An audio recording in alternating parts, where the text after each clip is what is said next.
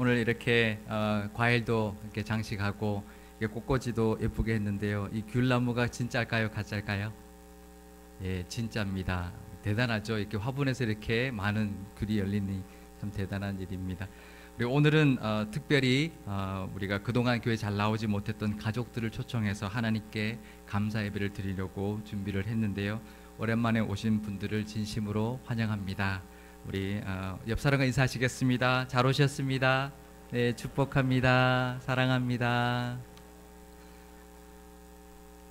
네, 오늘은 솔로몬의 아들 르호보암의 말씀을 통하여 감사에 대한 은혜를 함께 나누어 보려고 합니다. 르호보암은 감사할 제목이 참 많았던 사람이었습니다. 왜 그럴까요? 르호보암의 아버지가 솔로몬이었습니다. 내 아버지가 솔로몬이면 얼마나 감사할 제목이 많았을까요? 어떤 아이가 장래 희망란에 재벌 2세라고 썼습니다. 근데 걱정거리가 있대요. 아버지가 노력을 안 한대요. 자기 장래 꿈은 재벌 2세인데 아버지가 재벌이 되어야 되는데 아버지가 당최 노력을 안 하니까 걱정이라는 우스갯소리가 있는데, 르호보암이 태어났는데 아버지가 솔로몬이었습니다. 하나님께 지혜를 받아서 지혜로운 왕이었고요. 온 세계에서 조공을 바치는 사람들이 날마다 줄을 섰습니다. 집에는 은이 돌같이 여겼고 금 그릇이 넘쳐났고요. 세계의 진귀한 물건들이 가득했습니다. 아버지의 한마디 한마디는 잠언의 말씀, 정말 지혜로운 말씀이었고, 어릴 때 궁금한 게 있어서 물어보면 모르는 것이 없는 것이 아버지였습니다. 그러니 르호보암처럼 감사할 일이 많은 사람은 아마 없었을 것입니다. 그런데 성경을 보면 르호보암은 하나님께 감사했다, 하나님께 감사의 제사를 드렸다라는 내용이 전혀 나오지 않습니다. 오늘 설교의 제목처럼 르호보암이 하지 못했던 감사를 살펴봄으로써 교훈을 얻어서 이 시간 하나님께 감사를 올려드리고 그 은혜를 누리시는 시간 되시기를 바랍니다. 르호보암은 왕이 되자마자 북쪽 지파 사람들의 지지를 얻기 위해서 세겜 땅으로 올라갔습니다. 세겜은 수도였던 예루살렘의 조금 북쪽에 위치한 그런 성읍이었습니다. 에발산과 그리심 산 사이에 있는 에브람 산지에 있는 성읍이었는데요. 여호수아 시대에는 굉장히 중심의 역할을 했던 곳이었습니다. 그런데 그 세겜에 모인 북쪽 지파 사람들이 르호보암에게 바라는 것이 있었습니다. 역대하 10장 4절 말씀을 제가 읽어드리겠습니다. 왕의 아버지께서 우리의 멍에를 무겁게 하였으나 왕은 이제 왕의 아버지께서 우리에게 시킨 고역과 매운 무거운 멍에를 가볍게 하소서. 그리하시면 우리가 왕을 섬기겠나이다. 아버지 솔로몬의 노역과 세금이 너무 무거웠으니 이젠 좀 가볍게 해 주십시오라는 것을 요청해 왔습니다. 그러면 르호보암을 당신을 왕으로 잘 섬기겠습니다라는 것입니다.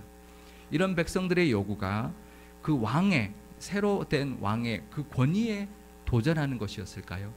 아니면 반역을 위한 구실이었을까요? 아니었습니다. 이제 새 왕이 등극했으니까 새 시대에 맞는 변화를 원했던 것입니다. 그리고 이스라엘 백성들도 분명히 그들의 요청을 잘 반영해주면 르호보암을 왕으로 잘 섬기겠다는 의지가 분명했습니다. 그래서 이것은 새 시대를 위한 변화의 요구로 받아들여서 감사할 제목이었습니다. 물론 왕의 입장에서는 당황할 수도 있었을 것입니다. 왕이여 만세수를 하옵소서 이렇게 추앙만 바라는 것이 사람의 마음인데 왕에게 뭔가를 요구하니까 당황할 수도 있었을 것입니다. 사람은 변화를 싫어하기 때문에 바꾸고 싶지도 않았을지도 모릅니다. 그리고 백성이 왕에게 요청한 것이 왕권에 대한 도전이라고 받아들일 수도 있었을 것입니다.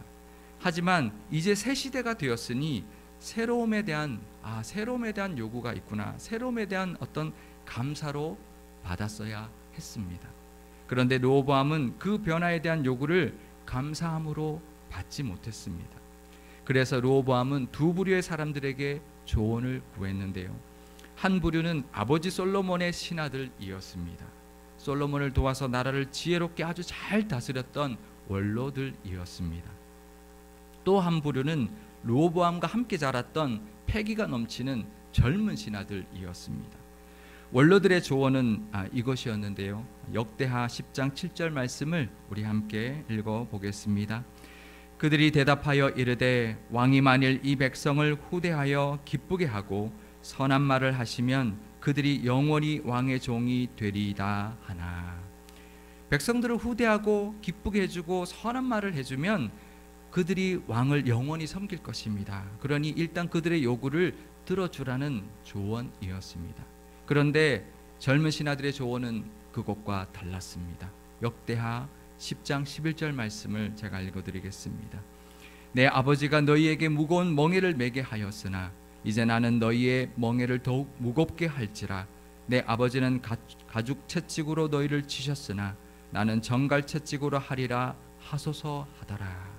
그러니까 멍에를 더 무겁게 하고 더 강하고 엄하게 다루라는 조언이었습니다. 어떤 조언을 따라야 했을까요? 원로들의 조언은 아주 지혜롭고요, 시대 흐름을 잘 읽었고요, 또 그 변화에 잘 대처하는 열린 마음의 조언이었습니다. 오히려 원로들이 더 열린 마음의 조언을 해주었습니다. 그 반면에 젊은 신하들은 꽉 막혀 있는 그런 조언을 했습니다. 왜 그렇게 젊은 신하들이 그런 꽉 막힌 조언을 했을까요? 젊은 신하들의 조언은 왕이 되자마자 이렇게 요구하는 것을 다 들어주면 권위가 안 서게 될 것이다, 끝없이 요구하게 될 것이다, 그것을 우려한 것이었습니다. 왕의 입장에서는 쉬운 결정이 아니었을 것입니다. 우리는 결론을 알기 때문에 원로의 말을 들었어야지 라고 할 수 있지만 그 순간 왕의 입장에서는 과연 원로 말대로 이렇게 들어주면 이들이 나를 잘 섬길까? 아니면 이 젊은 신하들 말처럼 좀 강하게 해야 이들이 처음부터 좀 기선을 제압하고 좀 말을 고분고분 잘 들을까? 쉬운 결정이 아니었을 것입니다. 또 하나는 르호보암은 원로들의 조언을 듣자마자 그들의 조언을 버렸다라고 성경은 기록해주고 있습니다. 역대하 10장 8절 말씀 제가 읽어드리겠습니다. 왕은 원로들이 가르치는 것을 버리고 그 앞에 모시고 있는 자기와 함께 자라난 젊은 신하들과 의논하여.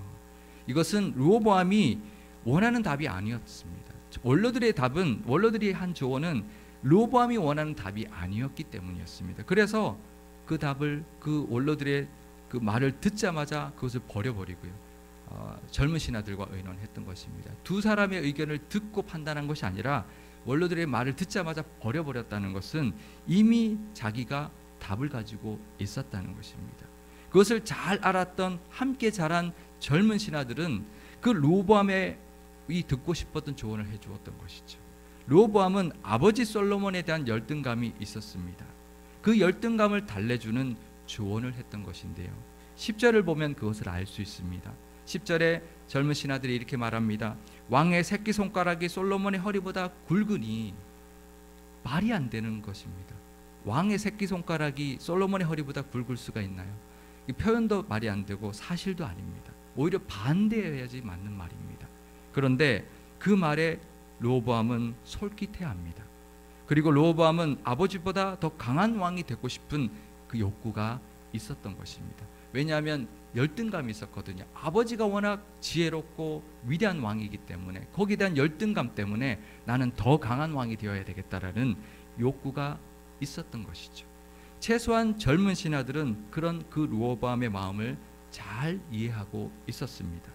그러니 르호보암은 이런 조언자들, 원로들의 조언, 또 원로들과 또 이런 젊은 신하들이 자신 곁에 있는 것을 하나님께 감사할 수 있어야 했습니다. 시대 요구를 잘 알아서 지혜로운 조언을 해주는 원로들과 자신을 잘 이해해주는 젊은 신하들이 자기와 함께하고 있다는 것은 감사할 일이었습니다. 하지만 르호보암은 감사하지 못했습니다. 어쨌거나 르호보암은 조언을 들었으니 결정을 해야 했습니다. 누구의 말을 따랐어야 할까요? 원로들의 말을 들었어야 할까요? 아니면 젊은 신하들의 말을 듣는 것이 맞았을까요? 둘 다 아닙니다. 왜냐하면 르호보암은 하나님의 말씀을 따랐어야 했기 때문입니다. 르호보암은 두 부류의 조언을 말을 듣고 그걸 가지고 하나님 앞에 나아갔어야 합니다. 하나님, 이 두 부류의 우리 신하들이 이런 조언을 해주었습니다. 하나님, 어떤 것이 맞는가요? 하나님, 무엇이 하나님의 뜻인가요? 하나님의 도우심을 하나님 앞에 나아가 구했어야 합니다. 결국 르호보암이 백성들의 그 요청을 거부해 버렸습니다. 그러자 이스라엘의 북쪽 지파 사람들은 여로보암을 왕으로 삼고 북이스라엘을 세우게 되었습니다. 그런데 이렇게 나라가 둘로 갈라지게 된 것은 하나님께서 하신 일이었다라고 역대기 기자는 기록해주고 있습니다. 역대하 10장 15절 말씀은 우리 함께 읽어보겠습니다. 왕이 이같이 백성의 말을 듣지 아니하였으니 이 일은 하나님께로 말미암아 난 것이라. 여호와께서 전에 실로 사람 아히야로 하여금 느밧의 아들 여로보암에게 이르신 말씀을 응하게 하심이더라. 아멘. 나라가 갈라진 것은 르호보암의 잘못 때문이 아니라 아버지 솔로몬이 우상 숭배를 했기 때문에 그 우상 숭배에 대한 하나님의 예언의 말씀을 이루기 위한 것이었다는 것입니다. 열왕기상 11장에 보면은 아히야 선지자가 자기 옷을 12조각으로 찢으면서 솔로몬이 우상 숭배했기 때문에 10지파를 찢어서 여로보암에게 줄 것이라는 그 하나님의 예언의 말씀을 여로보암에게 주는 장면이 나옵니다. 그 예언이 르호보암 왕 때 이루어졌다는 것이죠. 그러면 르호보암 입장에서는 억울할 수 있습니다. 나라가 갈라진 건 내 잘못이 아니라 아버지 솔로몬 잘못 때문인데 왜 하필이면 내가 왕위에 있을 때 나라가 둘로 갈라져서 그 죄를 내가 다 덮어쓰게 만들었는가, 억울해할 수 있습니다. 하지만 그렇지 않습니다. 나라를 나누는 것과 같은 그런 큰 일은 하나님께서 주관하시지만 그렇다고 해도 그 순간에 르호보암이 할 일이 분명히 있었습니다. 어쩌면 르호보암에게 그 비극을 막을 수 있는 기회를 하나님이 주셨는데 그 기회 주심에 감사하지 못하고 자기가 해야 할 일을 하나님의 뜻대로 못했던 것입니다.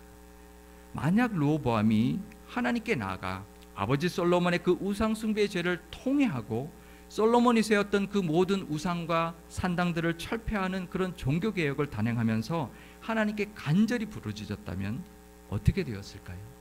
그럼 하나님은 얼마든지 그 뜻을 돌이키셨을 겁니다. 르호보암은 자신에게 주어진 기회에 감사하지 못했고요. 그 기회를 놓쳐버림으로써 결국 자신이 왕위에 있을 때에 나라가 둘로 나누어지는 불명예를 떠안게 되었던 것입니다. 우리는 하나님의 주관하심 가운데 있음에도, 하나님이 주관하신 그 역사 가운데 있음에도 내가 할 일이 분명히 있다는 것을 기억해야 합니다. 내가 혼자 뭐 한다고 뭐 달라지겠는가? 아닙니다. 하나님이 이 역사를 주관하시는 가운데 우리가 해야 될 우리의 역할이 있다는 것을 기억해야 합니다. 결국 10지파가 북이스라엘을 세우자 르호보암은 군사를 소집했습니다. 그래서 반역의 무리들을 무력으로 무찔러서 이 분열을 막으려 했습니다. 그러자 하나님께서는 선지자를 통하여 말씀해 주셨습니다. 역대하 11장 4절 말씀을 제가 읽어드리겠습니다. 여호와께서 이같이 말씀하시기를 너희는 올라가지 말라. 너희 형제와 싸우지 말고 각기 집으로 돌아가라. 이 일이 내게로 말미암아 난 것이라 하셨다 하라 하신지라. 그들이 여호와의 말씀을 듣고 돌아가고 여로보암을 치러 가던 길에서 되돌아왔더라. 하나님께서는 스마야 선지자를 통하여서 형제들과 싸우지 말아라. 이 일은 내게로부터 난 것이다라고 말씀해 주셨습니다. 하나님께서 친히 말씀으로 이스라엘의 그 동족 간의 전쟁의 비극을 피할 수 있게 해주셨습니다. 하나님께서 이 말씀을 주시지 않았다면 그 전쟁으로 많은 희생이 뒤따랐을 것입니다. 하나님께서는 이처럼 말씀을 주시는 은혜를 베풀어 주십니다. 하나님의 말씀 주심에 감사할 수 있어야 합니다. 하지만 르호보암은 하나님께서 친히 말씀해 주셨는데도 전혀 감사의 제사를 드리지 않았고요. 자신의 잘못으로 인한 나라의 분열에 대한 그것을 회개하면서 하나님께 제사를 드리지도 않았습니다. 그럼에도 불구하고 하나님께서는 다윗의 언약을 기억하시고 유다 지파와 베냐민 지파를 르호보암에게 남겨두셔서 남유다의 왕이 되게 하셨습니다. 역대하 10장 17절 말씀을 제가 읽어드리겠습니다. 그러나 유다 성읍들에 사는 이스라엘 자손들에게는 르호보암이 그들의 왕이 되었더라. 이것은 유다 왕조를 지키시는 하나님의 신실하신 은혜였고요. 다윗과 맺었던 그 언약에 대한 성실하심의 은혜였습니다. 르호보암에게는 이 모든 위기를 잘 지나가게 해주신 은혜가 있었고요. 그 하나님의 은혜로 말미암아 유다에 속해 있는 모든 성읍을 견고하게 건축하고 하나님께서 지켜줌으로써 그 하나님의 그 지켜주심과 하나님께서 그 왕으로 계속 있게 해주시는 은혜가 분명히 있었습니다. 역대하 11장 11절에서 12절 말씀을 우리 함께 읽어보겠습니다. 르호보암이 그 방비하는 성읍들을 더욱 견고하게 하고 지휘관들을 그 가운데 두고 양식과 기름과 포도주를 저축하고 모든 성읍에 방패와 창을 두어 매우 강하게 하니라. 유다와 베냐민이 르호보암에게 속하였더라. 아멘. 하나님이 이렇게 지켜주셔서 그래도 남유다 이 두 지파의 왕으로서는 견고하게 하나님이 지켜주셨는데요, 이 르호보암은 그것도 감사하지 못했습니다. 결국 자신이 건축했던 성읍들이 남유다와 자신을 지켜주지 못했습니다. 감사가 없는 견고한 성읍, 감사가 없는 강한 군사력, 감사가 없는 엄청난 아버지로부터 물려받은 부도 결코 르호보암을 지켜주지 못했습니다. 르호보암이 왕이 된 지 5년밖에 되지 않아서 애굽 왕 시삭이 쳐들어와서 그 모든 성읍을 다 빼앗았고요, 예루살렘에 있는 모든 보물까지 다 빼앗아가 버렸습니다. 결국 르호보암은 아버지의 우상 숭배로 나라가 둘로 나누었다 할지라도 자신이 하나님께 감사하고 하나님을 잘 섬겼더라면 아버지에게 물려받은 많은 부와 힘과 권력을 누렸을 텐데 모두 애굽에게 빼앗겨 버렸습니다. 성경에서 애굽은 세상을 상징하는데요, 감사하지 못한 르호보암은 아버지가 솔로몬이었어도 아무 소용이 없었습니다. 한순간 다 날아가 버렸고요, 그냥 평범한 왕, 어쩌면 그보다 더 못한 왕이 되어버렸습니다. 아버지가 솔로몬이었는데 감사하지 못함으로 그 은혜들을 지키지 못했습니다. 지난 추수감사절 우리 특별 새벽 기도회 때 월요일부터 금요일까지 새로움의 감사, 또 도움의 감사, 도우심의 감사, 말씀 주심의 감사, 광풍 지나게 하심의 감사, 품으심의 감사라는 제목으로 은혜를 나눴는데요, 저도 이 새벽 말씀 준비하고 나누면서 은혜를 많이 받았습니다. 이 제목들부터 참 은혜가 되었습니다. 마치 감사의 공식 같았습니다. 하나님이 주시는, 새롭게 해주시는 것에 대한 감사, 또 도와주심의 감사, 말씀 주심의 감사, 또 광풍을, 또 그런 어려움을 지나게 해주시는 것에 감사, 또 품어주시고 또 은혜 주시는 것에 감사라는 그 제목들이 감사의 공식 같다라는 생각을 하게 되었습니다. 우리도 새롭게 해주시는 은혜에 대한 감사, 변화에 대한 감사를 할 수 있어야 합니다. 하나님의 도우심과 사람들의 도움에 대한 감사도 하나님께 올려드릴 수 있어야 하고요, 말씀 주셔서 말씀으로 인도해 주시는 은혜도 감사할 수 있어야 합니다. 살면서 광풍을 만나듯 어려운 위기들을 만나지만 잘 지나가게 하시는 하나님의 은혜에 감사할 수 있어야 하고요, 늘 품어주시고 보살펴 주시는 신실하심의 은혜도 감사할 수 있어야 합니다. 르호보암이 하지 못했던 이 감사들을 이 시간 하나님께 우리는 올려드릴 수 있기를 바랍니다. 그러면 솔로몬보다 더 크신 하나님께서 우리의 아버지가 되어 주셔서 감사로 누릴 수 있는 모든 은혜를 베풀어 주실 것입니다. 그 감사로 누릴 수 있는 모든 은혜를 다 받아 누리는 우리 상일교회와 상일교회 모든 성도님들이 다 되실 수 있기를 주님의 이름으로 축원드립니다. 이제 마지막으로 시편 100편 3절에서 5절 말씀을 우리 함께 읽어 보겠습니다. 여호와가 우리 하나님이신 줄 너희는 알지어다. 그는 우리를 지으신 이요 우리는 그의 것이니 그의 백성이요 그의 기르시는 양이로다. 감사함으로 그의 문에 들어가며 찬송함으로 그의 궁정에 들어가서 그에게 감사하며 그의 이름을 송축할지어다. 여호와는 선하시니 그의 인자하심이 영원하고 그의 성실하심이 대대에 이르리로다. 아멘. 기도하시겠습니다.